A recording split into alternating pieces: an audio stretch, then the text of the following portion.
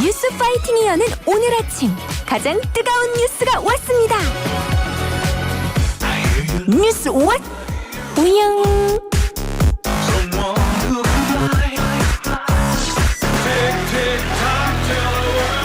멋있고 듬직하고 똑똑하고 쓰리고 뉴스 자켓 이우영 아나운서와 뉴스 와 수영 안녕하세요.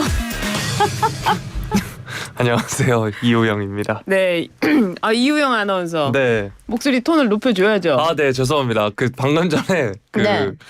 이 프로그램 명을 듣고 좀 당황을 해서 저도 모르게 쭉 쳐졌는데 반갑습니다. 출근길에 인사드리겠습니다. 네. 이호영입니다. 이우영 아나운서와 네. 함께하는데요. 뉴스와 수영. 네. 예, 이우영와 수영. 네, 저희가 오늘 처음 방송을 하는데 공교롭게도 색깔을 또 맞춰 입었어요. 네. 뭐 사전에 협의가 없었는데. 이렇게 네. 또 마음이 통하다니요. 영민 아나운서 보내고 바로 이렇게 또 통하는. 이러면 안 되죠, 사람이. 네. 알겠습니다. 오늘 첫 번째 뉴스 다뤄볼 텐데요. 의정 갈등과 관련해서 좀 다뤄보죠. 대통령 직속 의료개혁 특위가 의대 증원 과정에서 의료계 입장과 요구를 더 많이 받아들이고자 하는 움직임을 보인다고 하는데 어떤 겁니까? 네, 대통령실 고위 관계자가 지난 주말 언론과 통화를 통해서 이 관련한 이야기를 이야기했는데 의료개혁 특위에서 전문가 10명에서 15명으로 구성된 의사단체 과반수 전문가 추천권을 줄 예정인 의료인력 수급 추계기구 구성 방향과 운영 계획에 대한 심의를 완료했다 이야기한 겁니다. 즉 의료인력 수급 추계기구를 구성한다는 건데요. 네. 이게 의료계 입장이 대폭 반영될 것으로 지금 보이고 있습니다. 상설기구로 운영이 되고 네. 의대 졸업생 수와 우리나라의 인구 구조, 건강보험 자료 등을 토대로 향후 필요한 의료 인력을 추산하게 된다라고 합니다. 그래요. 네. 이 국민의힘 한동훈 대표가 제안한 여야 의정 협의체 진전 상황은 어떻습니까? 자, 일단 한 대표가 의정 갈등 해법 창구로 제안한 이 협의체 3주째 답보 상태입니다. 네. 지난 6일에 한 대표는 협의체 구성을 제안했는데 한 달간 의료계 인사들을 전방위로 접촉을 하면서 네. 이 협의체 참여를 설득을 해왔지만 어제까지 전해진 소식으로도 별다른 네. 성과를 내지 못한 상황이고요. 의협을 포함한 일부 의료단체에 지난 27일까지 협의체 참여 의사를 알려달라고 요청했지만 이에 대한 답변도 아직 받지 못한 상황입니다. 네. 또 최근에는 이 2025학년도 의대 정원 논의 불가 입장을 고수하는 정부를 설득하는 데도 난항을 겪고 있죠. 한 대표는 이 윤석열 대통령과의 독대를 통해서 설득의 기회로 잡고자 했는데 결국 성사되지 못했고 오히려 네. 당정 갈등 양상만 불거진 거 아니냐 이런 이야기도 나오고 있는 상황입니다.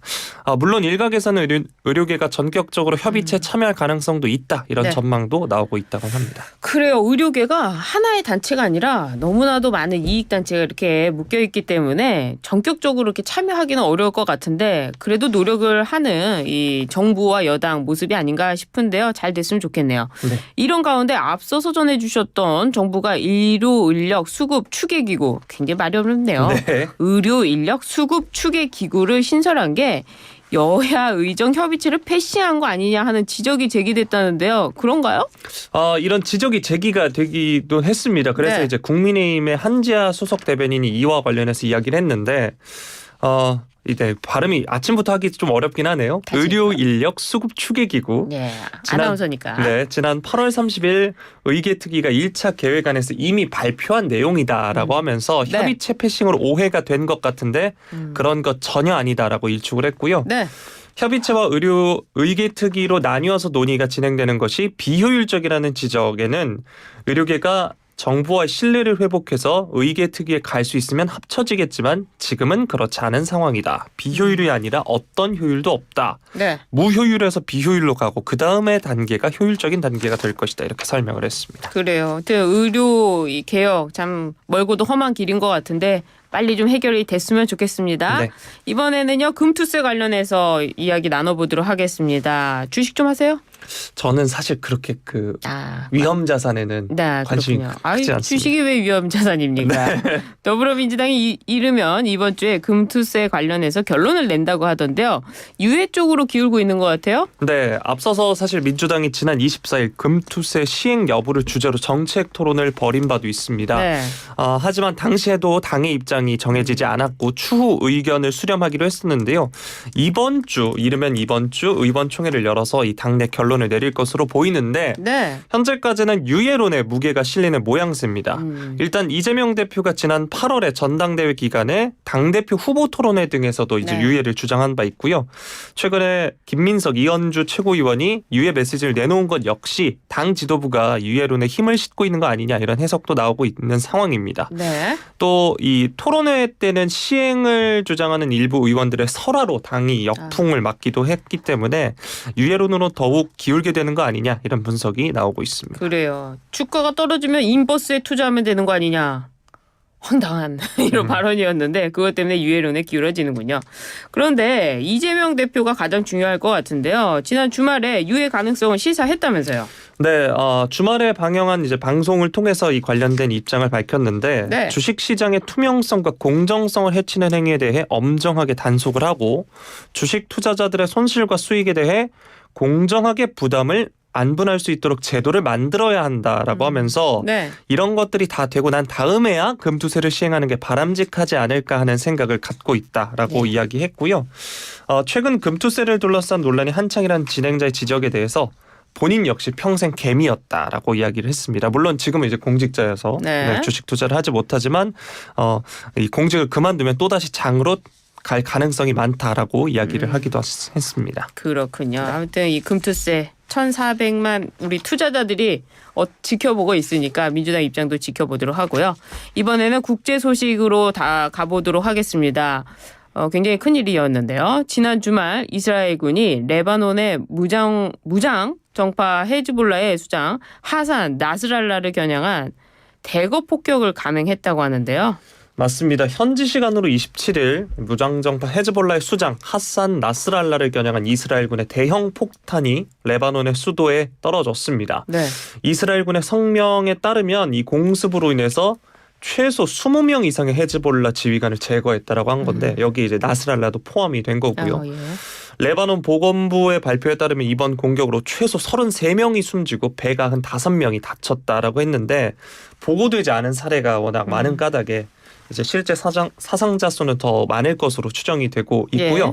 또 오늘 새벽에 들어온 소식을 보면 또 예멘의 친이란 반군 후티의 근거지도 이스라엘이 폭격했다는 소식이 들어와 있습니다. 여기도 보면 예멘에서 4명이 숨지고 40명이 다쳤다는 소식이 들어와 있습니다. 그렇군요. 그렇다면 미국의 움직임도 좀 주목해 봐야 될 것 같은데요. 미국 어떻습니까?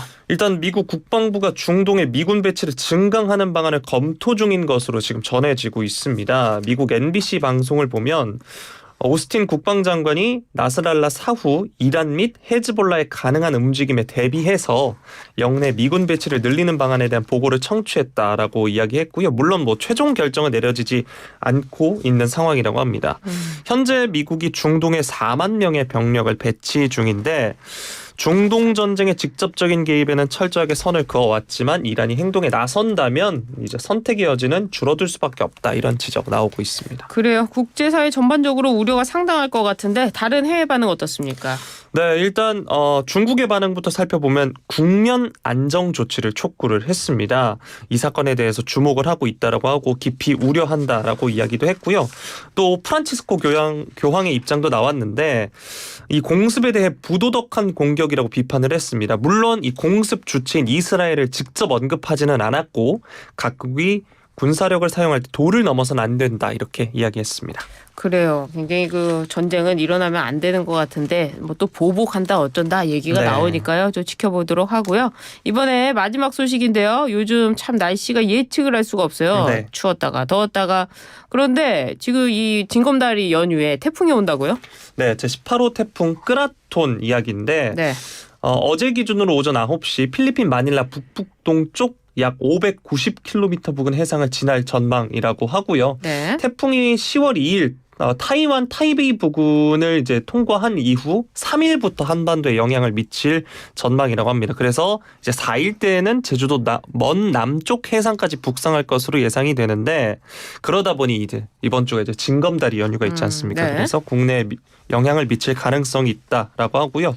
예상대로라고 움직인다면 이 3일에서 5일 이때 남부지방과 동해안을 중심으로 비가 내릴 것으로 보입니다. 아, 그래요. 이 지역이 아무래도 지난 21일에 집중호우로 수해를 입은 터라서 또 네. 큰 피해가 발생할 수 있기 때문에 많은 주의가 필요한 상황입니다. 그렇군요. 행안부에서도 대책회의를 개최했다는데 어떻습니까? 네, 어제 이제 관계기관 대책회의를 개최를 했고요. 강하게 발달한 태풍의 영향으로 이제 남부지방의 피해가 예상됨에 따라서 취약 지역 시설에 대한 사전 점검과 안전 조치, 위험 지역에 대한 통제와 주민 대피 등 인명 보호 대책을 집중적으로 점검을 했습니다. 그렇군요. 오늘 첫 시간 뉴스 와 수영.